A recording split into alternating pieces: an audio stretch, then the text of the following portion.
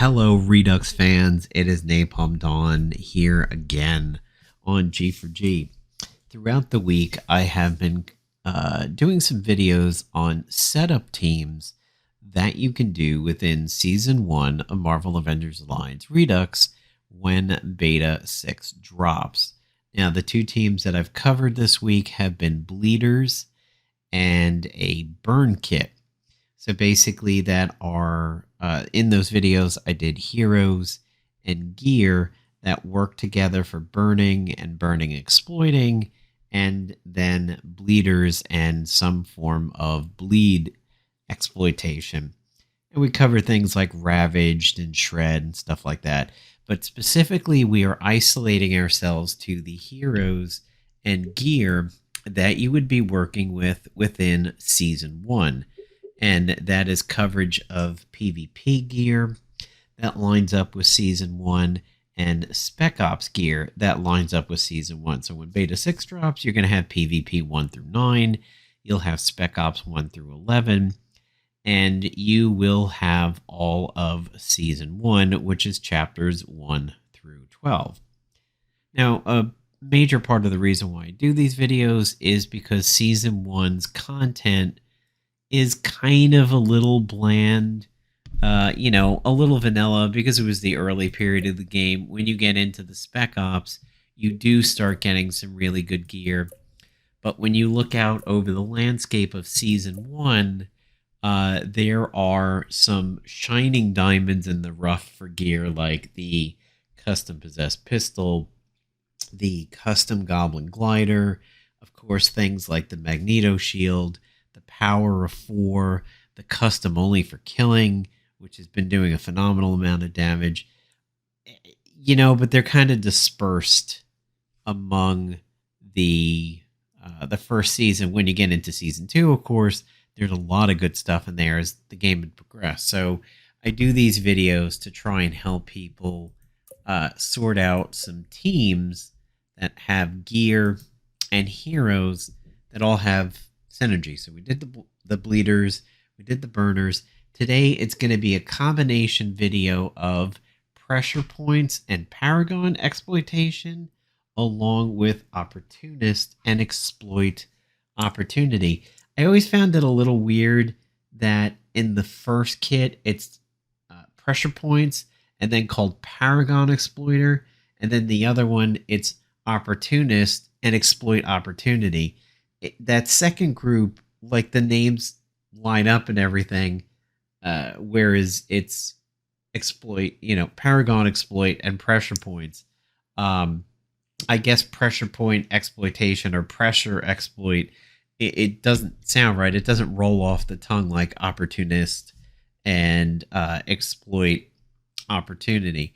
But in this video, we will go ahead and discuss some Season 1 gear that you can use in order to do pressure points and Paragon exploitation and opportunist and exploit opportunity. Now, the video isn't going to cover gear that puts out the debuffs. We're going to work specifically on heroes and gear that exploit the debuffs. And one of them is better than the other. You have a few moments to figure out in your head which one you think is going to be more prevalent, exploit opportunity or Paragon exploiter. And we'll go ahead and jump into it. Before we get into the meat of the video, as always, typical disclaimer in these videos, do not ask me anything about release dates for Beta 6. Don't ask me anything about percentage complete for Beta 6. Don't ask about mobile versions. I cannot believe that fucking happened again just the other day. But this video is strictly informational about these two debuff spreaders or debuff creators and their exploitation, and is not indicative of Beta 6 or anything like that. So, Paragon Exploiter goes ahead and exploits the pressure points debuff. Now, there is something that I want to discuss when it comes to pressure points. And that is when you have a piece of gear that doesn't send out a specific one of the debuffs for pressure points. So pressure points or Paragon Exploiter goes with things like combo setup, dizzy, exposed, slowed, stunned, or weakened. According to this, it also goes for amber, crystallized amber, hard amber, biofeedback, and incapacitation. Incapacitation makes sense because it is a kissing cousin to stunned. Biofeedback, I would have thought would be more for exploitation or attrition exploiting because it's poison. It's a debuff, and of course, Spider Woman is one of the biggest people for biofeedback. You know, she has it on her Venom Blast. I think the reason why Paragon Exploiter works on Venom Blast is because Venom Blast also counts as a stun. It doesn't actually stun itself, but it counts as a stun. So biofeedback is kind of a two-way street in that attrition exploiting can do it, and Paragon exploiting can do it. When it comes to pressure points, whenever you have a piece of gear that applies it, anything from the category, dizzy always goes out. It goes out as a 100% chance. You'll see that it is spelled out over here. If we look at Chakra Strike and you see that it puts out the pressure points category, dizzy is a 100% guarantee. And you can see here on the chart, exposed, slowed, weakened have a 25% chance each of being put out, but dizzy is a 100%. Dizzy's accuracy is reduced by 25%. We will see this come back when it comes to opportunist and exploit opportunity. And there's a big, big key when we get over to the opportunity side that we need to talk about. But let's go ahead and jump into it for Paragon Exploitation in Season 1. One of the first pieces of gear on this list that's available is the Chakra Strike. Chakra Strike comes from PvP Tournament Season 5, which is the X23 season. This is a very interesting piece of gear in that it puts out its own debuffs that it exploits. So that means it saves a lot of agent actions by giving you one piece of gear that not only puts out the debuffs, but then exploits it. There's a catch though. It exploits pressure points only if it does the follow-up. It does not appear that if you hit somebody with a Chakra Strike in one round, they get pressure points, and then you hit them again with the Chakra Strike in a different round. I do not think the Paragon Exploitation actually happens. I think you actually have to get it right after you use Chakra Strike, and then it does a follow-up like a Scrapper. I don't know if the team will have any desire to change that. That could be one of those ones where the team can do a little bit of a fix and kind of give it a buff. But I don't think they're interested in doing something like that. The Devolver comes from Spec Ops Mission 10, or Spec Ops 10 Mission 1, and if you get a genetic sample from a Scrapper, it does Paragon Exploitation. You can see here. So basically, you hit a Scrapper with the Devolver, it generalizes them, and then you get a Scrapper sample in the gun, and you become a kind of like partial Scrapper when you do it. Honorable mention to the Hand of Apocalypse. It is a Season 2 piece of gear, but this thing is absolutely infamous and a murder ball on a stick when it comes to Paragon Exploitation. The No Mercy was also from the Pestilence set or the Horseman set. It got nerfed at one point, but pre-nerf No Mercy was really, really solid. It's still very good. we have a store item of the omni-fury. This is in the store in Season 1, and you can see it right here on my agent. I decided to buy it and start using it for this particular video, and I will say that it is a pretty solid piece of gear, especially for pressure point exploitation or Paragon exploitation. You at first would think that it is just like, I don't even know how I would describe this weapon. It sort of looks like a, like a blackjack made out of a red stone, but it does pretty good. There is the Stark Resilient, which comes from Spec Ops, the Extremis Spec Ops, which is the one where you get Rescue. It is Spec Ops number 9, so it will be available. The problem is the Stark Resilient only gains the Paragon Exploiter if you have the Ram's Horn, which is another piece of gear from the set. And in all honesty, that Stark set was absolute trash. So that's it for gear that does Paragon exploitation. Now, of course, there's a lot of gear that puts out the debuffs that are part of the pressure point category, but not a lot of things in Season 1 exploit it. If you want to exploit it from heroes, you can do it from Cable with his plasma rifle, Captain Britain with his Britannic, which is the big haymaker swing, Daredevil only if he does radar sense, which may not be available until Season 2 because of the ISO. Deadpool can do it because he has a move that basically exploits everything. Deadpool obviously is earnable in Season 1, and then you have a really big gap until you come down to Havok with his plasma wave. You can see here, there's Britannic. It is Captain Britain's level 9. Havok's plasma wave is one of the more well-known pressure point exploiters from Season 1. Plasma wave is extremely powerful. We're not going to count the Hulk because this is the Age of Ultron Hulk. We skip again over to Magik if she has a soul charge.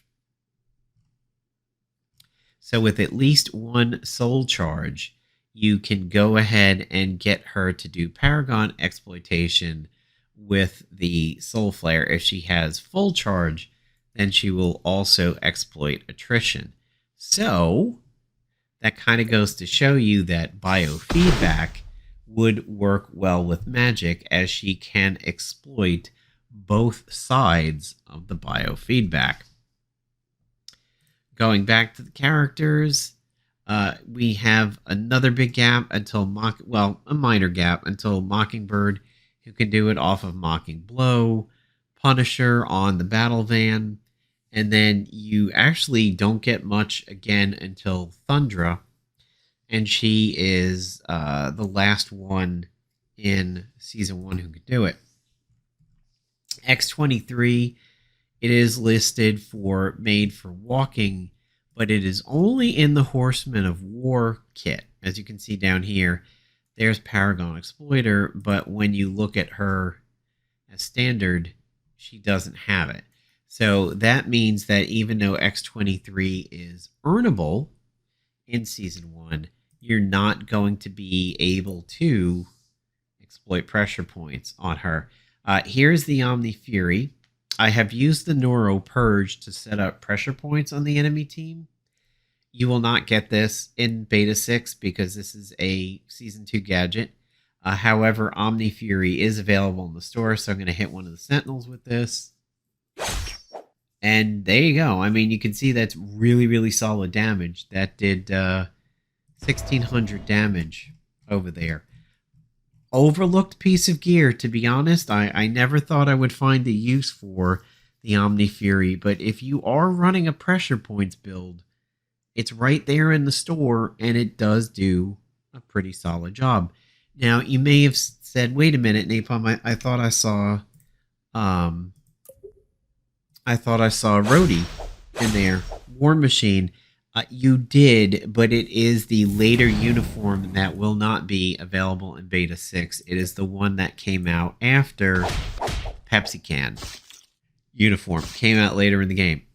Exploit opportunity. Moving on to the second part of this video. So, opportunist and exploit opportunity. I told you there was a very, very, very interesting piece of trivia when it came to this video. Pressure points always applies Dizzy 100% of the time unless there's an immunity. When you did Opportunist, there was a debuff that went out 100% of the time with this setup, and that is Staggered. This is got a huge, huge implication within the history of the game. If you remember the PvP era of the Hugins Eye, which was a special action gadget the agent can wear, a necklace that the agent can wear that says the agent is going to dodge nearly almost every melee attack. Well, Staggered says, no, you're not going to dodge. Cannot dodge most attacks, ignores most avoidance effects. Now, things like reality hacking from Scarlet Witch and the Cube is different, but it basically shut down the Hugins Eye, and it allowed you to hit the enemy agent.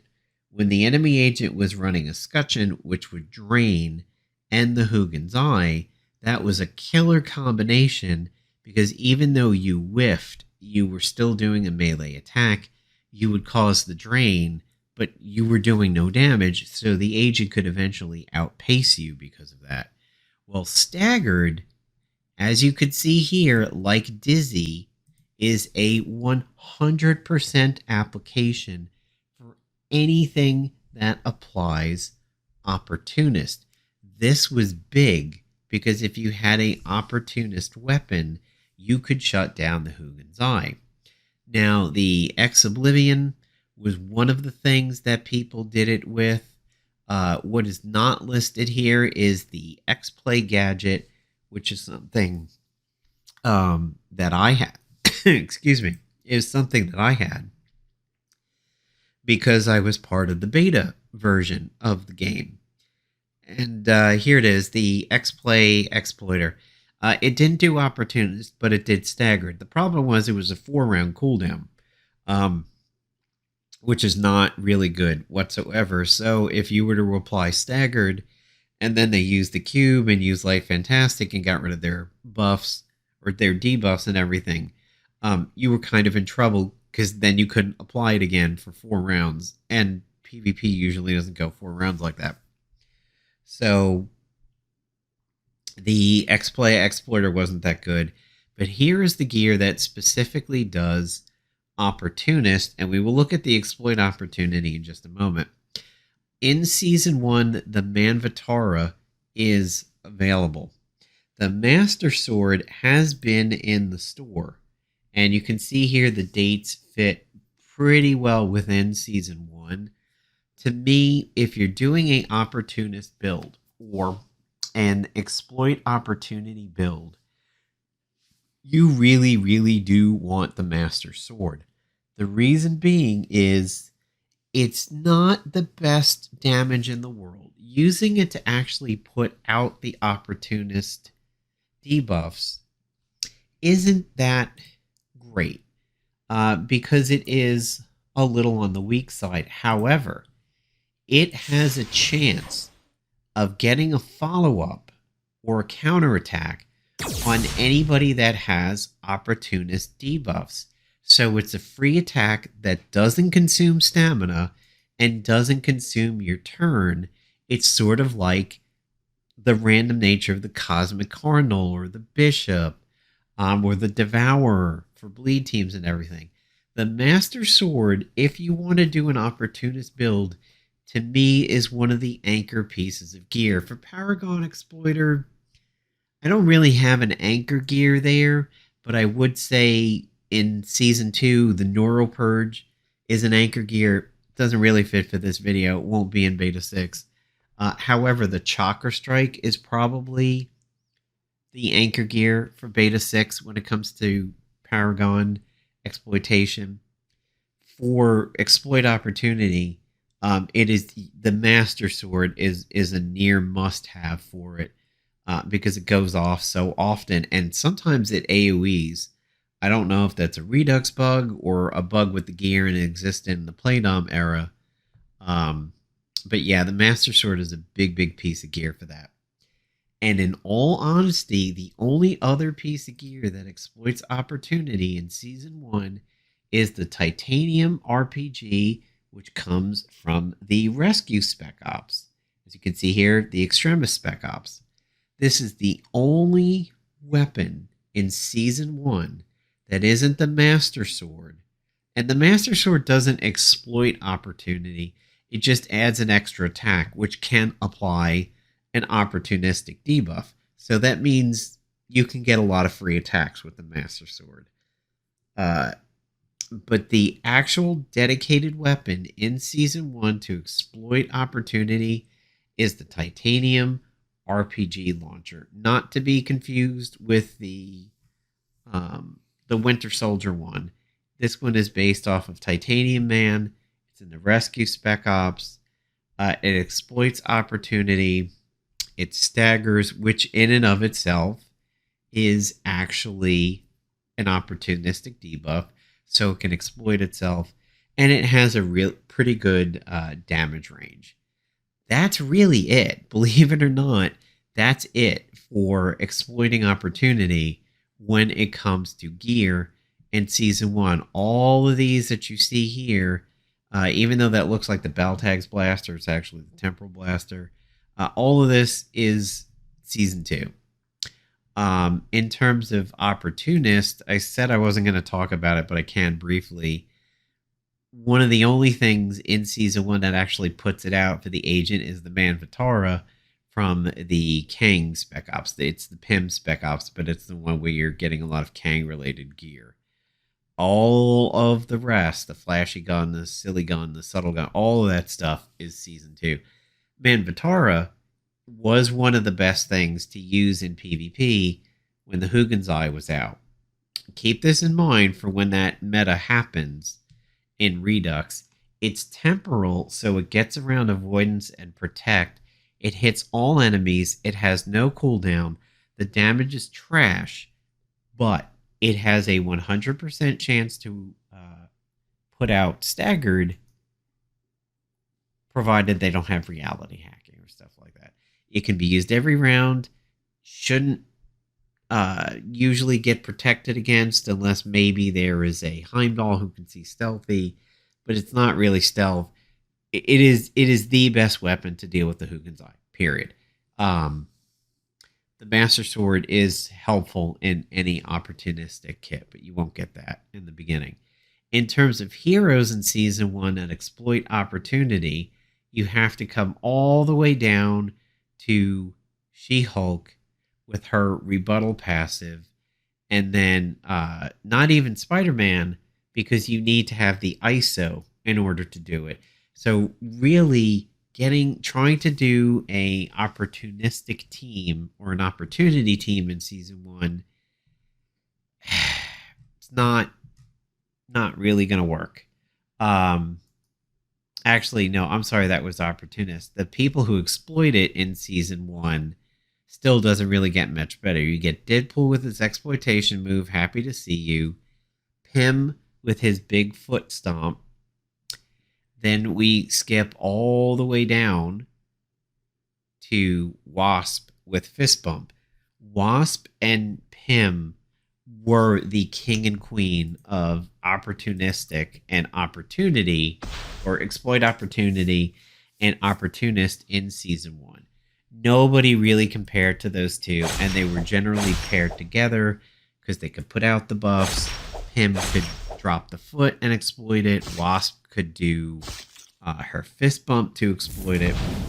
And then maybe with a little bit of help from the agent, you had a pretty good team. But I would say if you want to stick with a theme team in Season 1, your best bet is to go with a bleed team that exploits bleed. You just honestly have the most amount of options available to you. And you also have solid exploitation. You have hemorrhage, which can cause the stacks to fire off twice in a round instead of once. It's a good way to go. Burning is a second place.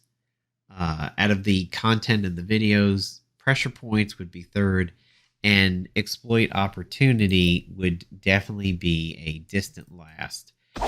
I will say that typically exploiting opportunity can lead to some really, really big hits. However, it is hard to, in Season 1, get a good kit together for it. There are other debuff families within the dots, the damage of over time, that we could potentially talk about. Static charge and electrical attacks. You have chilled and frozen effects, poison, and biofeedback type effects. I may do a video covering them, but again, they're a little bit harder to pull off, especially in Season 1. I would think it would be a combined video, and really the anchor of the video would probably be static charge and getting static charge to bounce around the enemy team. But, you know, when it comes to big exploitation, we've pretty much covered it all with exploiting burning, exploiting bleeds, exploiting pressure points, and exploiting opportunistic debuffs. So there you go, folks. Hope you enjoyed the video. Hope it could give you some ideas of teams to run that may have some synergy, or what you may call a theme team. In all honesty, for Opportunist, the only thing you're really going to do in Season 1 is Titanium RPG and then Wasp and Pym together. Paragon Exploitation, you got a couple of Cable and Havok, which people like anyway. He puts out pressure points and then he turns around and has another ability that exploits it, so that's really, really handy. He's a blaster who shuts down tacticians, so that's super handy. He shuts off his counter class. And the other thing is, for Opportunist, really one of the anchor things is the Master Sword. So you would need to make sure you had the amount of gold available to get that out of the store, because free attacks are nothing to shake a stick at and be upset about. So, hope you enjoyed the video, guys, and I will see you Tuesdays and Wednesdays for the stream on Twitch. Have a good weekend, everyone.